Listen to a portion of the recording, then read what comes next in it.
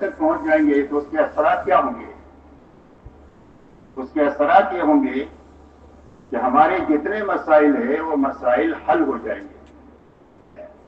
ہمارا سب سے بڑا مسئلہ ہدایت کا ہے کہ ہر محنت کرنے والے کو ہدایت کا وہ مقام مل جائے کہ جس کے راستے سے اس کی زندگی میں پورا دین اپنی حقیقت کے ساتھ آ جائے، اور اللہ محنت کرنے والوں کو ہدایت کی دنیا میں پھیلنے کا ذریعہ بنائے۔ یہ سب سے پہلی ضرورت ہے کام کرنے والوں کی، تو ہدایت کا وہ مسئلہ حل ہو جائے گا محنت صحیح اور پوری ہونے کے نتیجے میں، اور اللہ کی مدد کے ساتھ ہونے کے نتیجے میں۔ دوسرا مسئلہ ہماری اور پوری امت کا یہ ہے کہ ہماری روزی روٹی کا مسئلہ آسان ہو جائے اور برکت والا بن جائے۔ یہ دوسرا مسئلہ ہے جس میں پوری امت الجھی ہوئی ہے۔ جب محنت صحیح اور پوری ہونے کے راستے سے اللہ کی مدد ساتھ ہو جائے گی تو روزی روٹی کا مسئلہ آسان ہو جائے گا اور برکت والا بن جائے گا۔ تیسرا مسئلہ ہمارا یہ ہے کہ ہماری انفرادی اجتماعی زندگیوں میں بڑی الجھنیں ہیں، پریشانیاں ہیں، جس کو بیان کرنے کی ضرورت نہیں، ہم سب جانتے ہیں۔ یہ ساری الجھنیں اللہ کی مدد کے راستے سے ختم ہو جائے گی اور اللہ عافیت کے حالات پیدا کر دیں گے کہ جس کے راستے سے جینا بھی آسان ہو جائے اور مرنا بھی آسان ہو جائے۔ یہ ہمارے بڑے بڑے مسائل ہیں، ہمارے اور پوری امت کے، اور ان مسائل کے حل ہونے کا راستہ کام کا صحیح ہونا ہے اور پورا ہونا ہے۔ اس کے لیے کارگزاری ہوتی ہے تاکہ اپنے کام کو ہم سنیں اور سمجھیں کہ کیسا ہو رہا ہے اور کتنا ہو رہا ہے، تاکہ اس کی روشنی میں ہمارے سامنے یہ باتیں آ جائے کہ کام کیسا ہونا چاہیے اور کتنا ہونا چاہیے۔ اس لیے کہ محنت صحیح ہو جائے گی اور پوری ہو جائے گی تو وہ تمام مسائل ایسے حل ہو جائیں گے جیسے قرن اول میں حل ہوئے۔ قرن اول میں جب کام شروع ہوا ہے تو گمراہی آخری درجے کی ہے اور جہالت آخری درجے کی ہے، لیکن جب محنت صحیح ہو گئی اور پوری ہو گئی تو صرف 23 سال میں ہدایت کا مسئلہ بھی حل ہو گیا، اور اللہ تعالیٰ نے ان سب کو ہدایت کا پھیلنے کا ذریعہ بنا دیا دنیا میں۔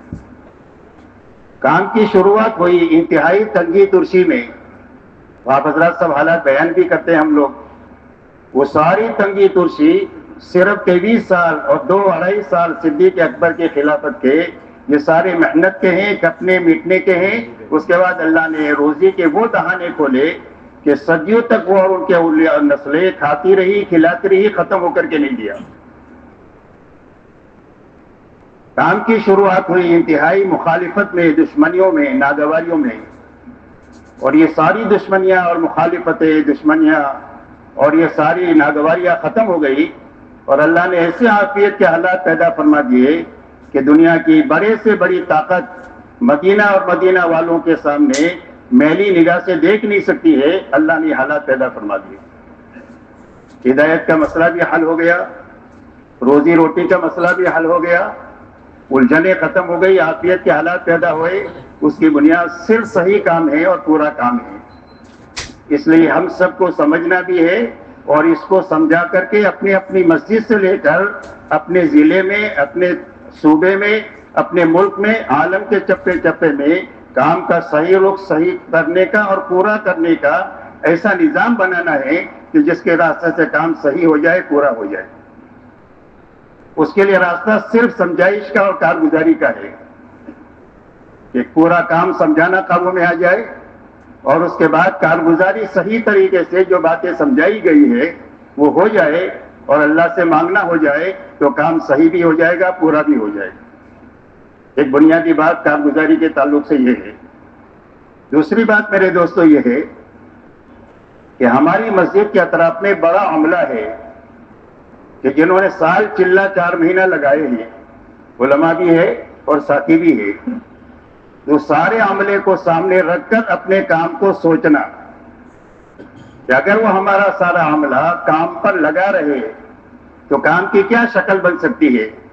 ابھی جتنا ہے اس پر تو شکر کرنا ہے، لیکن کام کتنا ہو سکتا ہے اس کو سوچنے کے لیے اپنے عملے کو سوچنا کہ مسجد کی سطح سے، حلقے کی سطح سے، ضلع کی سطح سے، صوبے کی سطح سے، ملک کی سطح سے، عالم کی سطح سے کتنا عملہ ہے جس عملے نے محنت میں وقت لگایا ہے، سال سے لے کر چلے تک، یہ ہمارا عملہ ہے۔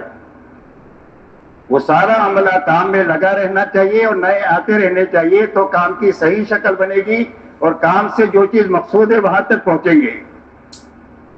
اگر عملہ کام لگاتا رہے گا، وقت اور ضائع ہوتا رہے گا، تو لمبے زمانے تک کام کی مضبوط شکل بن نہیں سکتی ہے۔ حضور صلی اللہ علیہ وسلم کے زمانے میں 23 سال میں کام پورا ہونے کی وجہ یہ ہے کہ جو آپ کی دعوت کے نتیجے سے محنت میں آیا، وہ محنت میں جمع رہا، آگے بڑھتا رہ گیا اور نئے لوگ آتے گئے۔ آنا ہی آنا ہے، جانا نہیں ہے، جس کے نتیجے میں کام پورا ہو گیا۔ یہ اسلام ہے، یہ مسلمان ہے۔ اور دو چیزیں وجود میں آ گئی، ایک تو مجمع بن گیا، دوسرا ماحول بن گیا۔ اور ہماری اس محنت سے یہ دو چیزیں مقصود ہے۔ ایک مجمع دنیا میں ایسا بننا چاہیے جو مجمع اللہ کا پسندیدہ ہو، کہ جس کے کندھے پر رکھ کر اللہ حق کو دنیا میں چلائے۔ اور اللہ کے یہاں پسندیدہ مجمع جو بنے گا وہ دو چیزوں سے بنے گا، ایک پورا دین حقیقت کے ساتھ آ جائے، ایک محنت کی وہ شکل زندگی میں قائم ہو جائے جو اللہ کو پسند ہے۔ صحابہ میں یہ دو چیزیں آ گئی جس کی وجہ سے اللہ کی رضا ان کے ساتھ لگ گئی، اور قیامت تک اللہ کی رضا کے حاصل ہونے کا راستہ ان لوگوں کے پیچھے پیچھے چلنا ہے۔ اسی لیے فرمایا والسابقون الاولون من المہاجرین والانصار والذین اتبعوہم باحسان رضی اللہ عنہم ورضوا عنہ۔ فرمایا سابقین اولین مہاجرین اور انصار میں کے، اور جو ان کے پیچھے پیچھے اخلاص کے ساتھ چلا، قیامت تک کے سارے ایمان والے اس میں ہیں جو پیچھے چلنے والے ہیں۔ فرمایا اللہ ان سے بھی راضی ہو گیا، پیچھے چلنے والوں سے بھی اللہ راضی ہو جائے گا۔ اس لیے ہماری محنت سے یہی دو محنتیں امت میں زندہ کرنا مقصود ہے، ایک نقل و حرکت زندہ ہو جائے اور ایک مقامی محنت زندہ ہو جائے۔ آپ نے 23 سال میں دو ہی محنت امت میں زندہ فرمائی ہے، یا ہجرت ہے یا نصرت ہے، دو ہی جماعت بنی، تیسری کوئی جماعت نہیں ہے، یا مہاجرین اور انصار ہے۔ اس لیے میرے دوستو، اللہ نے بڑا کام ہم کو دیا ہے، یہ کام صحیح ہونا چاہیے، پورا ہونا چاہیے۔ اس کے لیے سمجھنا ہے اور اس کو کرنے کے لیے اپنی تمام تر طاقت لگانی ہے اور دعا کی طاقت لگانی ہے۔ جتنا ہو سکتا ہے اس کو سامنے رکھ کر اپنے کام کو سوچنا ہے، مسجد کی سطح سے کہ ہماری مسجد میں اتنا کام ہو رہا ہے، لیکن عملہ اتنا ہے، اگر ان کا سالانہ ماہانہ یومیہ محنت میں لگنا ہو جائے تو کام کی کیا شکل بن سکتی ہے، اس کو سامنے رکھ کر سوچنا، اپنے بس کی محنت لگانا، جو محنت کی ترتیب ہے وہ بس کی محنت لگانا اور دعا کی طاقت لگانا۔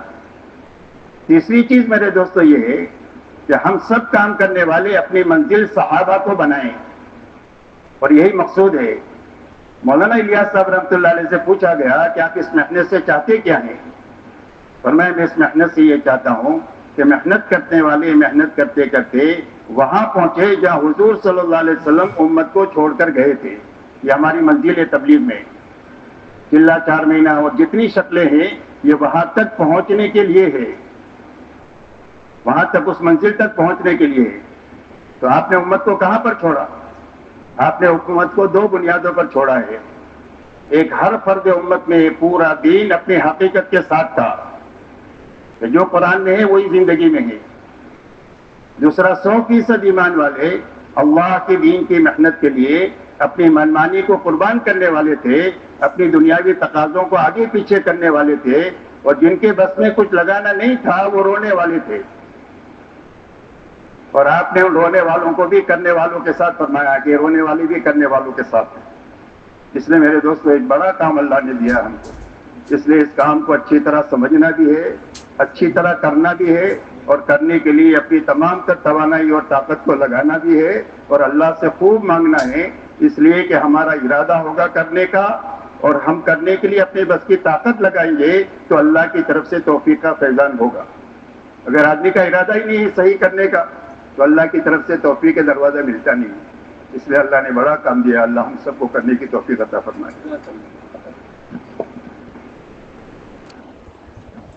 اندر آ